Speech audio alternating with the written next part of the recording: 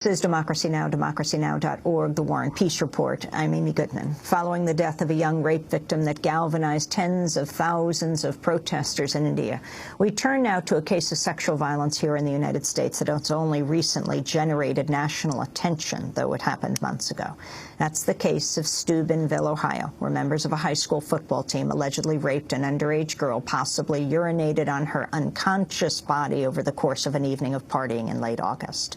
The young men chronicled their actions on social media sites such as Facebook and Twitter, using words such as drunk girl rape in their posts.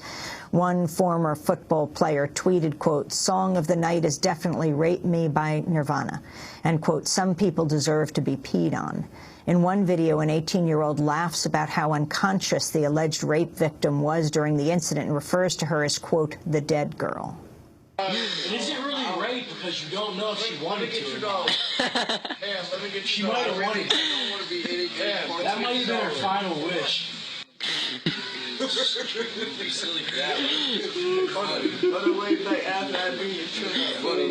No, you don't think she's dead? She's dead. Before many of the partygoers could delete their incriminating posts, local crime blogger Alexandria Goddard made copies and publicized them on her website. She was sued for defamation, but the charges have since been dropped. Many Steubenville locals have criticized Goddard and the victim for bringing negative public attention to the football team. Head football coach Reno Sacochia has refused to bench his players and reportedly advised them to delete any incriminating messages. Well, now the cyber activist group Anonymous has launched a campaign to unmask what they say is the football-crazy town's attempt to cover up the sexual assault. Last month, the group hijacked the football team's website and threatened to release the personal data of school officials, coaches, and every player on the team if those involved in the suspected rape did not publicly apologize. In August, after the girl's parents reported the suspected rape, 2 football players were arrested and later charged with kidnapping and raping the 16-year-old woman. They are scheduled to stand trial as juveniles in February. However, on Saturday, Sheriff Fred Abdullah told protesters no more suspects would be charged in the rape case. Amidst boos from the crowds, Abdullah defended his department's commitment to prosecuting sexual offenders. When I came into this office, I made a commitment to myself. When you come in office? In 1985, that I would go after those people that have raped or those people that have sexually abused our young children. In the last 28 years, me and my officers, Captain Bell, have arrested over 200 plus individuals for sexually abusing children. And we taught our children about strangers all the time. That was Sheriff Fred Abdullah, who's under fire for his handling of the Steubenville High School rape investigation. For more, we're joined by 3 guests in Raleigh, North Carolina. Monica Johnson-Hostler is with us. She's president of the National Alliance to End Sexual Violence. Here in New York, we're joined by Kristen Gwynn, associate editor at Alternet. Her recent piece is called "How Anonymous Hacking Exposed Steubenville High School Rape Case." And by Democracy Now! Video stream, we're joined by X, a member of the hacktivist group Anonymous, using a pseudonym. We welcome you all to Democracy Now! I want to begin with our guest here in the studio in New York. Kristen, explain how this case, because the actual attack occurred in August, how we've come to learn about it now in January. Well, the blogger Alexandria Goddard, she was on the case from the beginning. She's from Steubenville, Ohio, and so she had been following the details of it and actually tracing tweets from football players and athletes at the school almost immediately after the charges were filed in August. And she garnered the attention of the community on her blog, and even in the comments section, a lot of people were weighing in, either saying that, yes, this is a football-crazed town, or actually blaming the victim for what allegedly happened to her.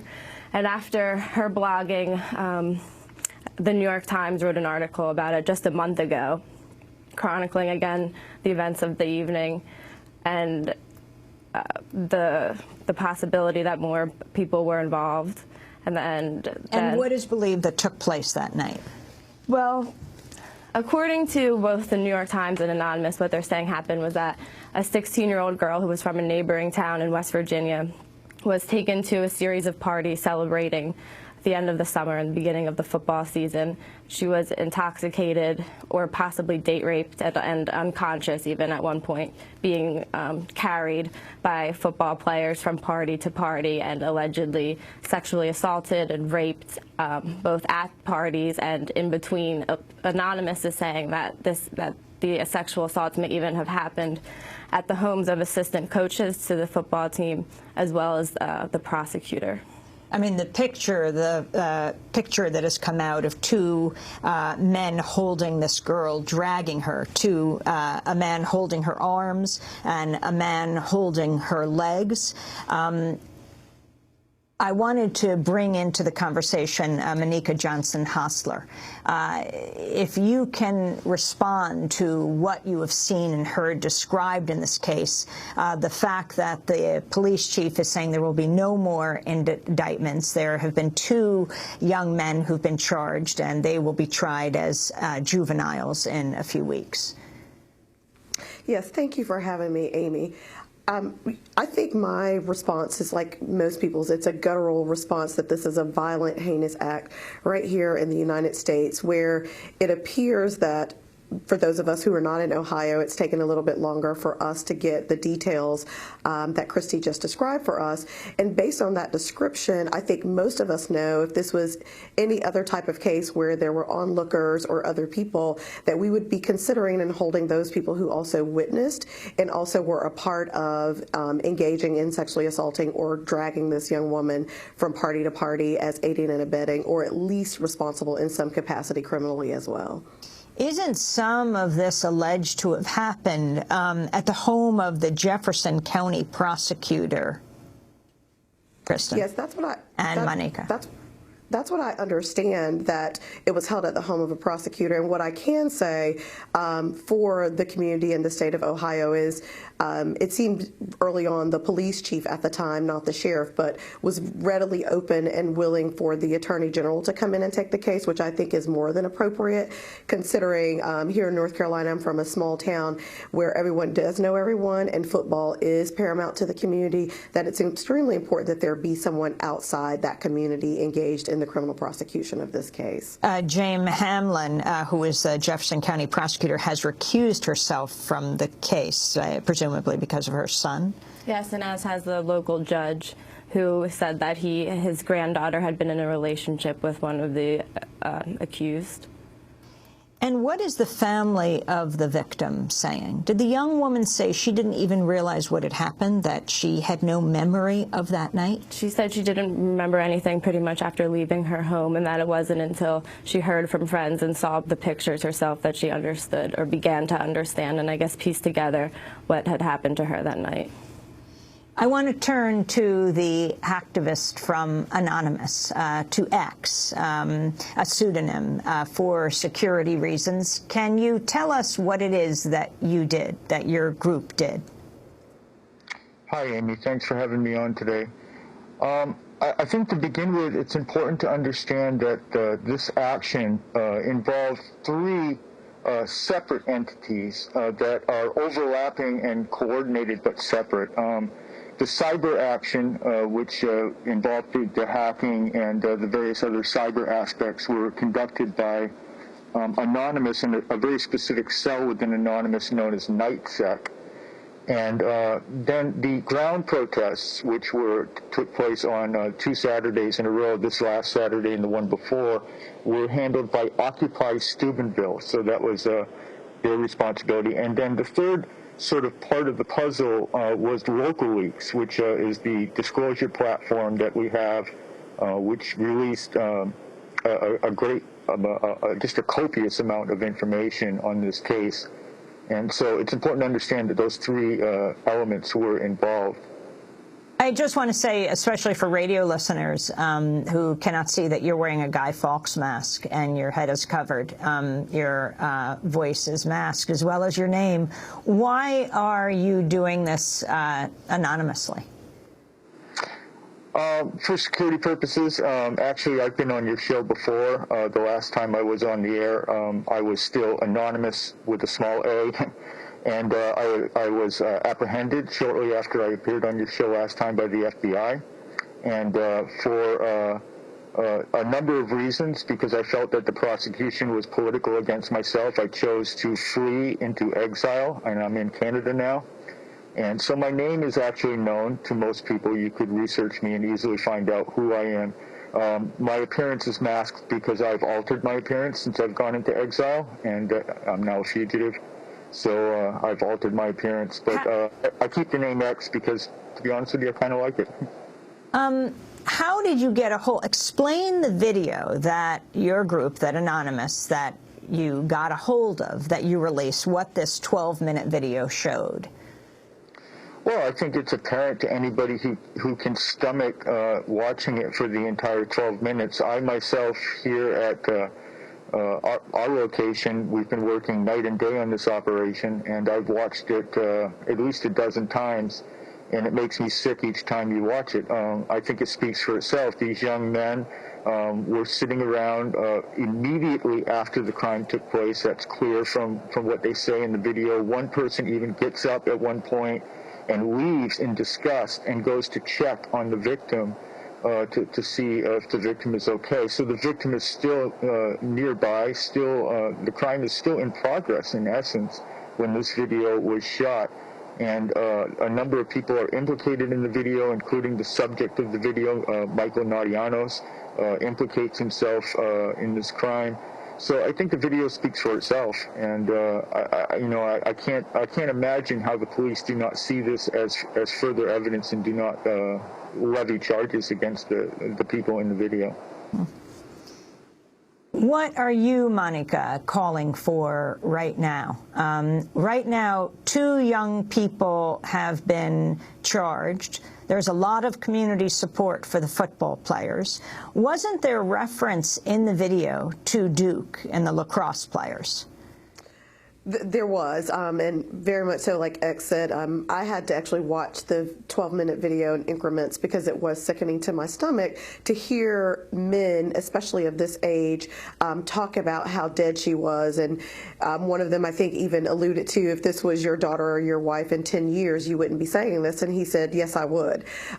So for me, especially as a parent, not just as an advocate, it is sickening to hear the degree of which they go on and carry on about how much she was raped. And so the correlation to Duke was she was raped more than the Duke lacrosse players raped.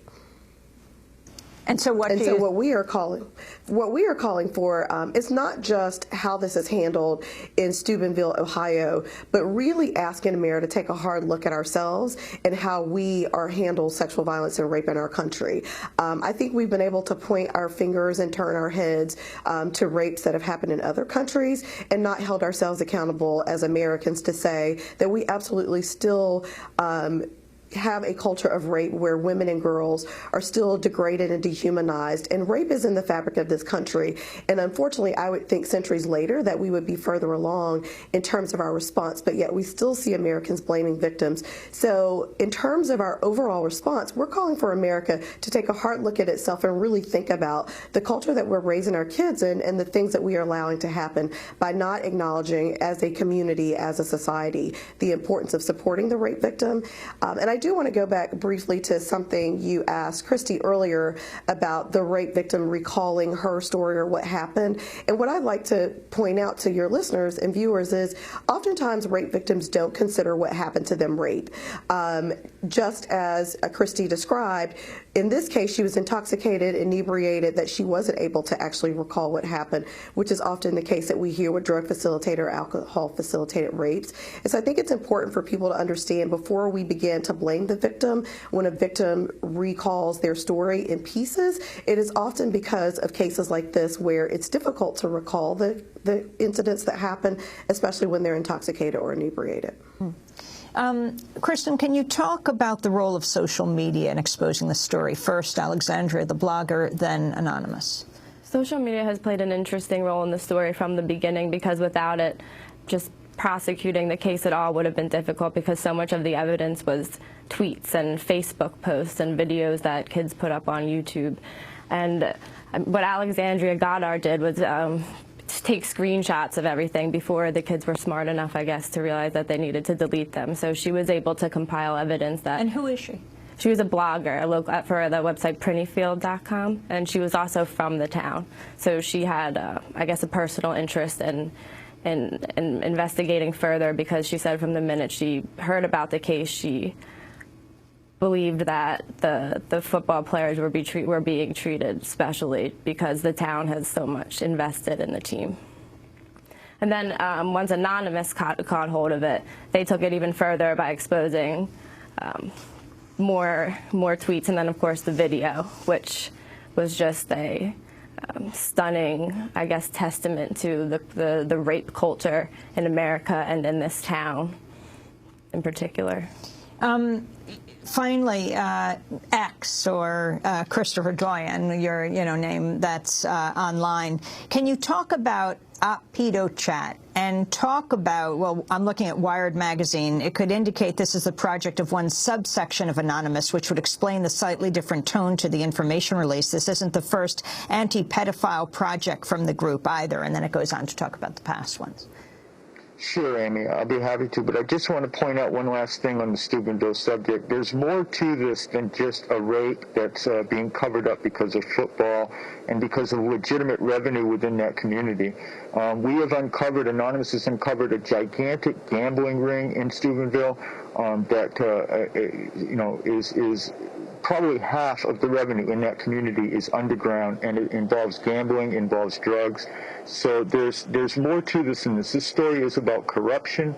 It's about a sick fascination and fixation with football, and so I encourage people to go to local leaks and look at the information that we've revealed, because this goes deeper than just rape. Regarding PedoChat, we have 10 seconds. PedoChat is an operation by Anonymous to uncover pedophiles on social media and to out them and to get them removed from social media and hopefully arrested and convicted for their crimes. Well, Christopher Doyen, a.k.a. Commander X, I want to thank you for being with us, activists with the activist group Anonymous.